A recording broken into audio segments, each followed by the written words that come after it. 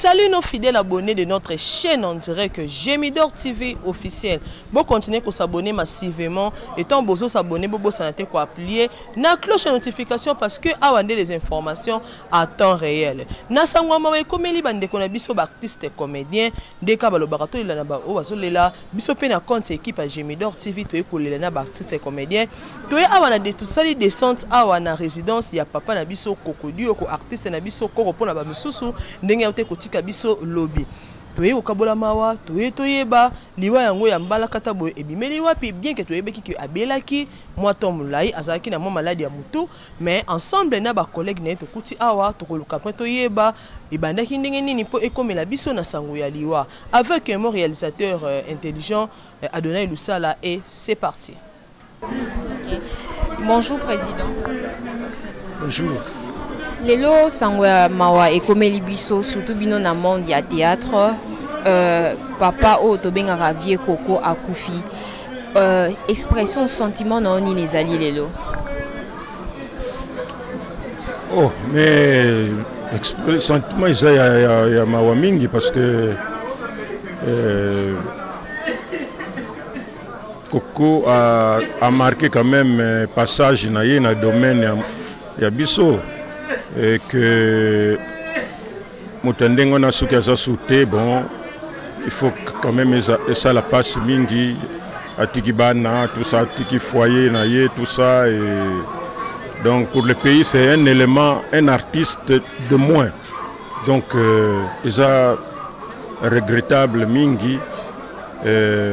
On va tout faire parce que malgré Naza Moutoua, groupe Salongo, mais où ils ont dirigé, qu'on nous a conseillé, mais plus en tant que responsable ANTPC, Association nationale de théâtre populaire et cinéma, pour message nanga ce qu'on appelle si ezali concerné ba troupe nyonso ba artiste nyonso tout tant ego koka to kopé sa programme ndenge kozala mais siko ngana zana makamingi ya kolobate coordonnateur na biso mikolo yo ya période yo ya groupe Salongo Masasi Azali tout na point focal na biso na makambo etali maladie na biso na mutuelle de santé maître Lombe Azali bakoloba. Mais moi tout ce que je peux dire c'est que il faudrait que tout éviter qu'on crée sensationnel dans le négatif.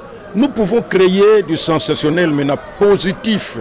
Biso siko lokola matanga eza boye. Au moins on va créer comme on a dit, bagnotala nzungu, wapi nzungu bazako lambela, wapi nini tout ça. C'est-à-dire qu'on préfère sortir tout ce qui est de négatif. Alors on a besoin na batongo na ye muta filmer, na monteur, bazane sengo makasi, na batu na bango pe oyo bazaka mitema ndenge wana parce que pour se pela makambo ndenge wana, il faut ça la pe mutema mabe. Faut se la mutema mabe. Comment voulez-vous place matanga ezali ba perdre mutu na bango. Bino sikoyo bozomo nango lokola esengo moko boye pour que netika ko tiola ndenge balobaka wana. C'est pas normal. Moi, pendant que toute la période, pourquoi il y a un groupe Salongo Bagoloba, oh non, abandonnaki, tout ça. Où on est allé, il y a mis thème à tout ça. Bis nion tout ça, bandeko, tout ça, famille, tout ça, bakoki kobela, tout ça. Peut-être que Kovzalanaye, et ça directement, le groupe Salongo, tout ça là qui, on se sous na téléphone, boni siko santé.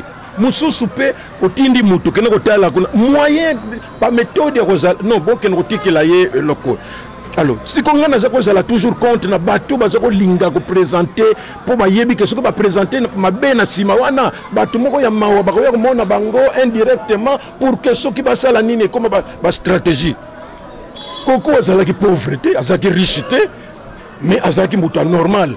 Na RTNC un franc bakoki kopesa azwaka yango na RTNC pe kamwa dispensaire za kuna soki za nango mot de tête akozwango mais depuis que tu comme na mutuelle de santé je vous assure que soki boyoki mutu moko za koloba wa donc azo motema mabe ona we talinde kona biso mutuelle de santé et ça la nuance pour que ceux qui rebondir sous santé pour que intervenir. Donc nous toujours nous allons musique zo wa bena kimotema mabena yo olingi ka présenter ka yango négatif mutu moko abandonner tout ça banini engana sako le ba toujours na batu soko yoki émission soko ngana lobby bino bato ba code botinda ka ba code boluka famille ya yemoko botinda ba code botinda tena bato baza ko lobela wao po comment net métier et comme il la profession na bango pour que bazala tout ça na lobela ki yango mingi parce que nous on n'est pas là pour que tout diminuer valeur ya mutu d'une manière générale et un artiste ya genre naye et puis moninga to sali naye pendant des années. Donc je termine tout simplement en disant que Tolingi Matanga ezala d'une manière ordonnée, ndenge to salaki yande konabiso kwedi, ndenge pe to salaki yande konabiso shaba. Donc vraiment ordonné. Ce n'est pas n'importe qui. Oh ya famille, oh tata mwasi, oh mama leki, oh soki cousin moka uti brasa, oh uti soki wapi, ali ba pesi micro, ayebine makambo te, aza déjà na motema na ye mabeka ka ndenga azala. Il va dire makambo ka négatif na négatif. Donc voilà tout ce que je pouvais dire. Et ça passe mingi pona biso. C'est un élément qui vient de partir. Nous allons tout faire pour lisanga na biso na NTPC. En tout cas, to s'organisaka. Nandenge koki pour que matanga ezala normal. Makelele pamba te, mais ce qui est na matanga, au moins quand même que non, bato théâtre ba comment organiser. Bato théâtre ba salaka o esengeli pour que ba s'occuper na matanga na bango. Voilà tout ce que je peux dire. Mais oya koloba pete mingi ezali cordon ya groupe Salongo na point focal na biso et maître Lombe na bande ko mosusu ba mama bolingo ba mama tout ça comme moi ebele. OK, cordon avant président avant de nous séparer quelques bons souvenirs ni aux anango pour na vieux Coco. Mais ba souvenir nini, c'est un artiste. Ngana ko kino ba souvenir ya foyer na yete o ya village na bangote o ya lopango na yezo wapi tout ça. Ngana ko ba souvenir artistique. Il a eu du talent au ezali ya genre na yemoko. C'est pourquoi on dit que ceux qui osent ça les locaux qui boudité. Il faut marquer passage na yo na domaine où osent ça la wada. Comme ça ça la bifulu ça ba yega kapona ko tondisa tout ça. Mais ce qu'on bandit locaux ça là yango on marque histoire comme yé. Ce que tu dis le biga mo koko non mais cet homme là c'est ça. Donc, pour nous, c'est en même temps un regret de qu'on a besoin de Tiki, mais en même temps une joie pour quelqu'un qui a marqué son passage sur Terre dans le domaine où il a évolué, parce que ce n'est pas donné à n'importe qui. C'est vrai que les artistes, nous n'avons vraiment pas ce que nous voulons avoir, mais il ne faut pas tous aller dans la résignation pour dire ah musalango penga na tiki nanga non ko bundaka katina dernier souffle sili oyo bako yaba ko kuta esika biso to poussani pour que demain situation est la meilleure pour tout le monde. Voilà combat na biso ndenge ezala kawana. Merci bien président. Bonjour papa Elombe. Aujourd'hui eza sango ya liwa ya vieux Coco, très triste pour votre moment ils ont animé en ce moment même. Mais madame là c'est simple, en pareille circonstance il y a un seul sentiment, c'est la tristesse. On perd un confrère, on perd un frère, on perd un ami, on perd un collaborateur, c'est un sentiment de tristesse, il n'y en a pas deux. Et quelques souvenirs que vous avez partagés avec le vieux Coco? Bon, je crois que ça, ceux qui nous suivent, qui nous ont vu travailler, savent ce que nous étions. Mais simplement, par contre, moi je voudrais parler, je sais que mon aîné Massoumo a donné les pistes, a donné les conseils qu'il faut en pareille circonstance, mais seulement je vais marteler sur le fait que certains chroniqueurs, certaines personnes font passer cette situation comme si Kouroudio a été abandonné, Kouroudio était pauvre, Kouroudio avait les non. Les gens doivent comprendre qu'il avait un problème neuropsychopathologique. C'est un neuropsychopathe. Quand ça arrive, il devient contrôlé. Il y a maladie à Moutou. Soit Zaki pauvre, soit Zaki Il a des grands-enfants, il a des Joël, il a Marcel. C'est un père de famille. Des enfants qui sont allés à l'école, qui parlent bon français, qui sont instruits. Mais tant que maladie est comme que même sa famille, basa surpris qu'abimi, que mon a une foule quelque part, et bateau bazoué na foule, ba exploiter yango, ou les bayana yé, que famille est abouillée. Ba qui est na RTNC parce que ba bi que agent RTNC, azam to groupe salongo, ba me maye non, ba commissaire comme une bête de cirque, ba la qui s'agaye, bota kokodio, c'est là la méchanceté du Congolais. Mouto s'appelle ça qui bino, mouto boyebi. Yaya Chime, Game de Chikapa, Kokose, Kokoshi, Boyebi, mais tant beaucoup tiennent à faiblesse, parce que malade est dans notre moutou et ningani, beaucoup exploiter yango, botali sake, aza pauvre, aza nescaola, non, Kokodioko est membre d'une grande famille. Ça on doit le savoir. Il est membre d'une grande famille. Il a des frères, des sœurs, des neveux, des nièces qui sont des cadres de la République, et nous leur devons du respect. Et ici où nous sommes, c'est le grand frère Nabango Aza, l'un des pionniers de la République, de l'indépendance de la République. Donc ce n'était pas un petit citoyen, bien qu'il ait choisi le métier de comédien, un homme libre, un artiste, ce n'était pas un membre d'une famille pauvre. Exactement, on a l'accès à la télévision, il n'a pas été abandonné. Sa famille, ses enfants étaient toujours là parce que tango maladie salemi toza na bandako toza ba collègue toza na musala mais tango ezue na ndako à 3 h du matin vous pensez que ba collègue bakuya mais la famille est là bazo accompagner donc et na traitement il n'a pas été abandonné, il n'a pas manqué bon traitement à côté de CNPP la distinguée première dame maman Denise Niakero. Et Président Elombe, tout à l'heure, vous évoquiez le problème qu'a connu votre confrère, collègue Vie Coco. Est-ce que pendant le temps, votre corporation, vous étiez là en train de le suivre? Non, mais attendez. Toza, ma collègue, Kolandela, Ezalaka, tant que Moutouazangi, moyen de traitement. Il y a comme SOS. En ce moment, beaucoup le bas, que oui, on l'a négligé, on ne l'a pas négligé. Kolandela, c'est quand quelqu'un a une vie précaire, donc peut-être difficulté, mais j'étais en train de dire que Kokodioko est issu d'une grande famille. Issu d'une grande famille. C'est quelqu'un qui a choisi à cause de l'artiste, il pouvait être médecin, magistrat, avocat, et belé à membre de la famille. Ici où nous sommes, où il vit, c'est chez son frère aîné qui est l'un des pionniers de l'indépendance. Donc c'est une grande famille, M. Boukassa. C'est une grande famille qui a des grands neveux, des grandes nièces, et qui sont des médecins directeurs par-ci, des hauts magistrats par-là. Et peut-être, tant que Baomonaya Koko, comédien, non, c'est que Azala ne doit pas citer. Les gens doivent le savoir. Et des deux, c'est un monsieur qui a scolarisé ses enfants. Non, tant maladie, maladie à Moutou. Il y a un sali que, et là j'insiste parce que les gens ont très mal exploité cette image, faire voir que bon, c'était un clochard, c'était quelqu'un, non. Beaucoup de ndeko, beaucoup de balabala. Parce qu'à Bimi, pendant que la famille va s'attendre dans le côté. Mais tant que le zongi c'est nanda, tout le monde côté boibelier, bon moi filmer, pour la qui savoir là, kokodioko, a comme une foule, a comme une boma, non. Un problème neuropsychopathologique. Maladie nezaki a libumute, il y a cerveau, il y a moutou. Et à tout moment ça pouvait surgir et se prendre le bateau, bana bazana ba classe, baza bolon, ba mon papa nabino. Donc c'est ça, et les gens ont mal exploité ça.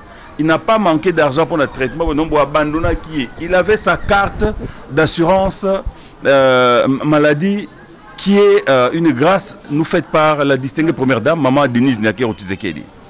Bango, tant que possible, le groupe Salongo, Bokoli, beaucoup va prendre la santé, Tikato Bandana, nous na bah souci mon souci que bon banda côté bozanami tout côté et puis après peut-être nous bando plaider pour na bino na mobile nanga mais to bandana nous na soins de santé.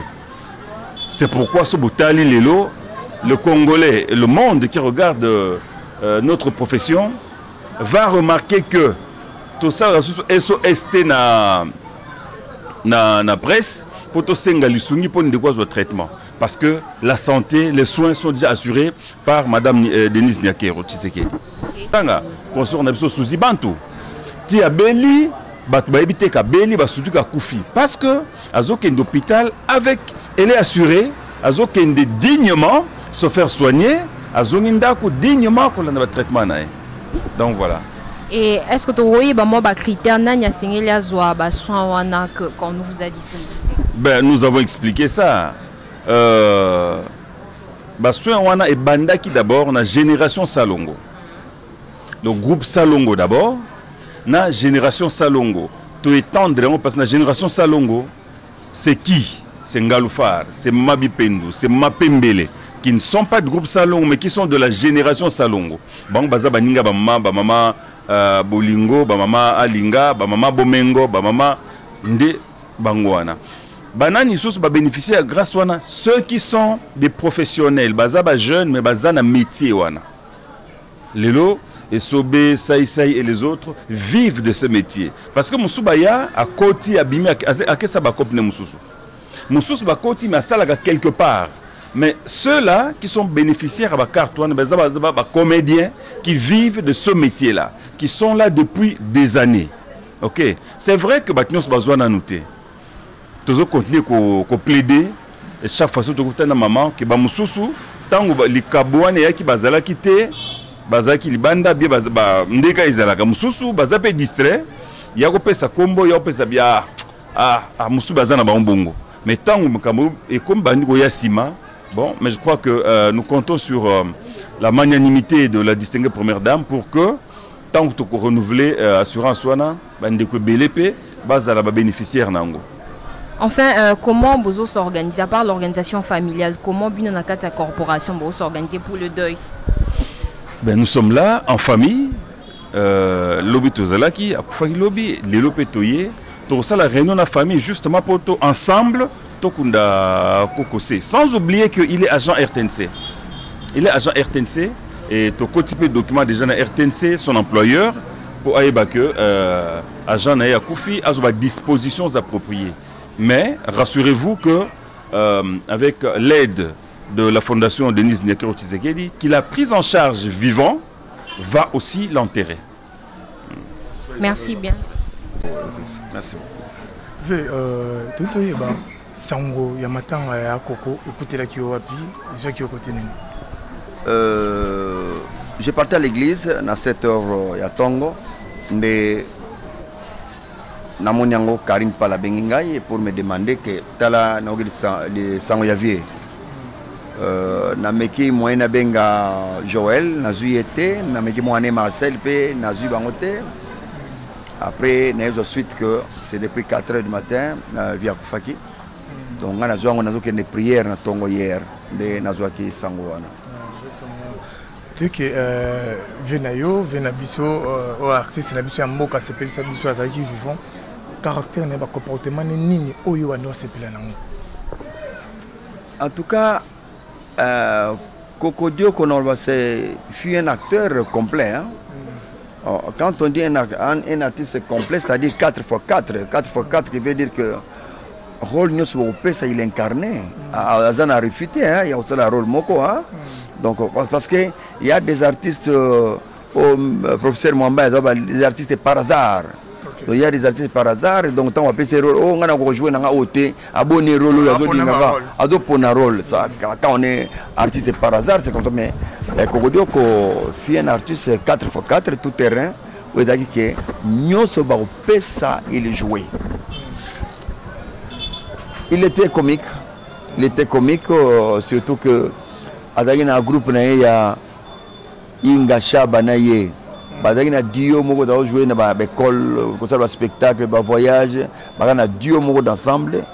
Tout ce que Dieu fait bon, on a mis ça dans le groupe Wana et Kofi, le groupe Ekei, moi, on remplace les athlètes. Donc, il était comique, normal comme toute autre personne.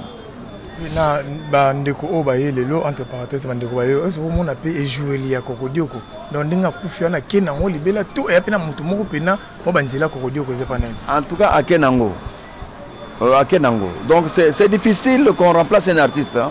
C'est difficile. Même vieux Kwedi, n'a évité de la vieux Kwedi. Tout ça, la promo grave. Quand l'artiste meurt, à Kena, talent naïe à Kena, on doit interpréter à Zatem. Tokozo, on doit interpréter Ndambo, mais pas au Yemo, quoi, l'Ingrabi, Misana Moutemanae. Vieux Coco, n'a pas dit yo yébié pendate, parce que quand vieux Coco a les gamins de Tikapa, les gamins de Tikapa, n'a évité les Rwanda. Qui ça c'est ça peu boité d'ailleurs on peu boité hein les banda quoi c'est dans les Rwanda à Tangara qui ça na 4 coins pendant qui ça 4 alors donc que jouer naïe moi je ne pense pas mutako sala neti mais à rejouer le rôle à cocoté parce que inspiration nzambe à kabola moto na moto azana inspiration naïe donc eko kokanate donc c'est difficile de remplacer. Vina biso masasi koza vina biso kokodio ko era azaki vivant parce que netinga na mona na ba rankinte azaki mutu nyonso azanga mabete mais toujours senga ndenge nini balela vie na lolenge ni parce que matanga belé ba tete comment na ba delio ba dérapage comment trop ba tumusu ya olaksa ba bilamba ba mituka ba rankine belé aussi le ta vie vraiment tout monde qui na mambo te ouais ça ba konza mboka to ba fan tout ya kusalongo balinga no balela kokodio ko ndenge nini vieux coco tant to ba vieux coco ba doka za reto benga vieux ya semblant mais vieux en âge za mkolo nanga ya on a vieux coco na respect to benga vieux coco c'est un grand est parti. Tant au grand kufaka na famille ou bien tant muto kufa na famille biso toyaka mwandambu kaka Elvis toyaka ndambu lelo totali bango lelo to seki lobby kuna to kimi na biso esili mais le problème reste na kata famille ces enfants o yazalaki ko benga mwana na ibaki quand papa arrive ayela kanga moi croissant amona na poko croissant yete quand papa mangeait d'habitude yo menani c'est qui là papa mange yaka na mai mwana na aibeke papa ndé na opese mai boye na oze parola minanga mwana yebi déjà papa là akufi est-ce que vous comprenez papa là akufi mwana ba ko benga so ya ko pesa mai te ata motoko lubani ya ko pesa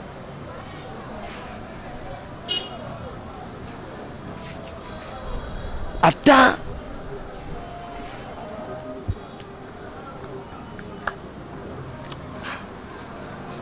vraiment vous comprendre bien azana ba emotion belipe na aza muto naza victime ya TJ dans ça tombé le 1er janvier à 5 ans que je n'ai jamais oublié dans ma tête. Vous comprenez? Bon, sur 5 ans, on a une stratégie. Bon, quoi que faire le lobby? Si vous avez un boss en camp. Bon, moi, si naïe, leki naïe, yaya naïe, boss en camp. Vous voyez pas si on a éthique à la famille. C'est pas la biso toye to kende. Mais famille n'a éthique à la qui via zaïko côté, soit à côté, il criait. Soit à côté na escalier déjà il criait bah il va dire Congolais soit à côté à crier mais ce que vous voyez qu'à silence des morts à crier sauter donc il y a quelque chose qu'on vous a arraché ce que qu'on a pas si on a mutoyo quand vous avez famille kakanda yoka pasti moi na ibaki ke muto signer bulletin c'est papa zaye ko ya ko signer bulletin. Mais papa, on a aucun de sous test comme on benga noko ya ko signaler un bulletin. On se comprend pas sur wana. Donc à le vieux coco to koki ko lela na ndenge ya mabele polele te. Na ba string ba nini mi pende polele to lele bongo te. Hein? Mais cap belé rouge à lèvres belé te tolele bon te ndé tolela qui fait chaba na RTNC vieux kwedi na RTNC ndé tolela vieux coco na RTNC c'est un grand na cour des grands tout ça na besoin te ya tout ça la démarche moko ya pourcentage oya pour mon bana il faut pianga $20 yo mon bana oya pona il faut oya ko interviewer bana ou tout na bana pourquoi quel est le rapport de papa na kufi tout na bana pourquoi mais il y a une enveloppe na yo soutenir kutu na enveloppe carrément au lieu de oluka les à côté c'est ce que nous ne voulons pas to lingi to la coco na ndenge ya 5 grand to le na ndenge ya grand to le na ndenge ya bien to le na ndenge ya bien ezala te que ya kuluka mindondo te ya kuswana te awe za place ya kusengela dikelemba te odana dikelemba na yo ozeli muto ebiki ya okena matanga kuna yiko la nene nini 3 mitu nanga na zwaki de tika dika moko non to ana besoin makelemba te awa donc awe za dikamwa tole la vie avec respect un point un trait ouais. Excusez-moi, la langue parce que il y a beaucoup très cher pour la vie, c'est vrai. Vous avez y à jouer sur même scène, ça fait longtemps. Quel est quelque chose qui vous a marqué plus hein? Il y en a tant d'autres, il y en a beaucoup, mais peut-être encore. Non mais Coco a ravi la biso mais surtout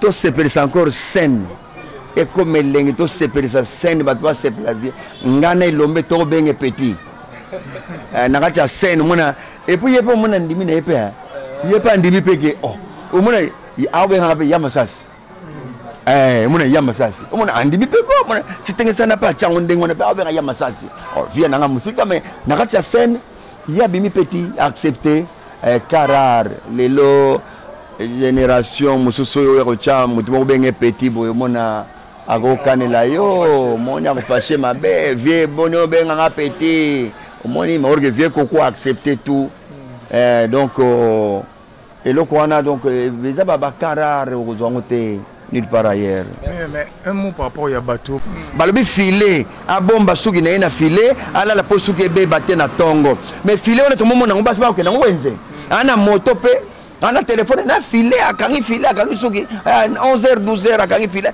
mungu eleke c'est ça qui congolais na biso mungu ezoleka trop ozo ko filmer zo message moi je crois que ça divulguer message moko ya bien oyali ke ba to ba ya ko tala di bota ba ko lelana di bota tango moto akoya alobi non en reconnaissance oyo moto azana ngolo bake non ngai kama enveloppe nanga wapi chef de famille kama enveloppe nanga yango bano batika bano nana kotala bango susu et comme ba point d'interrogation bana bazotanga nano moi enveloppe yango na tikeli di bota c'est mieux au lieu de oya ko TikTok oyo filmer bango otie na TikTok na yo do pona ko mi ozo ba vie na yo et c'est là kasi zona full oya azo pena full pe car zo full wana tchala TikTok c'est baba na na TikTok non c'est la foutaise donc toza wana pona ko sunga libota tolela na bango bien que toza na bango tina suka te mais to accompagner bango kana moi mikolo andambo yo car to accompagner bango kaka passe na bango aussi la sécurité biso peut aussi ça passe na bango te mais Jésus-Christ Nazareth kaka nde akosunga bango. Merci. Moi c'est Abissola, moi c'est Suzy Banto. Voilà Koufi. Ce n'est que nazo tozo komana na baninga to sala programme comment to kende kuna. Bof na monipe na kati ya groupe ba tie message ki Koko Koufi. Alors na luki par tous les moyens pour na benga baninga to benga ni biso ba biso nyonso o benga o ya lubinga pe na moni o penga pe na moni nde to lukaki ke ba meka ko tuna famille to yeba comment il est mort hôpital nini mutu moko ayeba kite ce n'est qu'après tant ba yeko zwa confirmation par moi na je pense c'est Marcel hein mutu apesa ki papa kufaki na 4h du matin nde to yebeli sanga kufaki na ndako to na hôpital na ndenge to yebeli akufeli na ndako balobi akufelaki na ndako pour na poko balalaki comme d'habitude bapesi bakisi ndenge azalaki kolandela azalaki na bakisi azalaki kolandela ndako la famille peut akoki confirmer yango bouf je ne sais pas ce qui est arrivé ndenge balobi ke akufi ntango babengi médecin aye koconstater ke moto aza lisusu te nde bakende kotika ye na Par rapport à Bato Bazo, le Kazaki vivant, Babi qui a abandonné, négligé, ils ont une famille artistique, ils ont une famille biologique. Bon, na le bani neza kozanga koyeba. Parce que to bandina kokodioko azana bolenge, azana mwana mukepe, azo jouer ndenge to za ko benga les gamins de Tikapa tango a incarné rôle nani. Là, il était encore célibataire, rano abalakite. Mais biso to zaki na kokodioko timukolo azo baratine moi so ya kobala et sa femme peut le témoigner. Tozalaki na ye aya présenter biso ye alubi a mère onde ya kokoma mère anda biso tozolo ba koko cette fois-ci il faut bala na ndenga kenda o bala mwasi na ye na ndenge pe abandi ko bota tozalaki na ye. Alors ya mingi ya mukenyo so tozalaki nango azalaki ko jouir nango ti bayaki ko engager biso na RTNC parce que les wana biso nyos tozalaki ba collaborateur tant ba engager biso na RTNC ye pe azalaki engagé. Donc, tu as presté bisogno sur la RTNC. Mais tant que maladie, mutu bisogno sur la cela dépend. Donc, na mukilo yo kolobate ke nga inde mutu na yebi o ya zalto azate pourtant wa beli mbala liboso nandenge bakenda kotika ye na campus. Donc, to ko ko betela mutu nyo supporte te kokoko biso etokeye toke otala ye te. Il n'y a que famille na ye pe we zalaki wana e monaki peke tozalaki kolanda ye pour les wana tozwaki assurance maladie te ba to poto ba monaki ba image o bato balinga ko se faire voir ba che ba commenter na ndenge na bango bazalaki ko benga toujours biso pona kotuna qu'est-ce qui se passe et niki ezo salem waza na lusungiso kwa tindi tozalaki ko kende na campus tokei totiki totiki pona ke bon ba sungaye nango mais azaki prise en charge aussi na musala auto zalaki ko na RTNC po ba facture mususu RTNC azalaki ko futa tina ndenga yayi ko bima tango abimi azaki na ba prescription mususu basalelaki il fallait alandaka yango oui surtout ngai lokola tozaki kosolola na ye bien omona ya mère bapesi nga ordonnance na tindi nga ke na social ake na social ba matisi likolo et azalaki premier ya kozala servi parmi ba malade o bazalaki na RTNC ba kokende basombele bakisi bapesi ye alanda repos ndenge esengelaki. Donc azalaki suivi to abandonaki eta parce que na le wana lokola biso tozalaka ta msusu to vivaka na ba moi ba spectacle bato bazali na ba njonjinge oyo ezalaki ko revenir na ye oyo ezalaki ko revenir na ye bazalaki kolanda na ye nango tina ndako bazalaki kopesa ye. Voilà. Tout ce Kolanda, quelques artistes et comédiens ou tout ce qui interviewé par rapport à Sangama et Komela Kibango, na Ngambu na bango, artiste na bango, moko na bango, collègue na bango na musala, aouta kotika biso lobby déjà na tongo bo kibino moko ndenge président Massasi a lobby, président Masumo a lobby, président Elomepe aouti koloba na micro ya Aurélie Vango. En tout cas, eza passe pe mawa. Ce qui va programme et pesami des cas Gémidor TV Tozalaka wana toujours pour les informations en temps réel et Coco Melabino vraiment beau rester toujours branché sur notre chaîne en direct Gémidor TV beaucoup à jamais déçu parce que awa les informations en temps réel. Merci beaucoup et d'ici là portez-vous bien. Bye.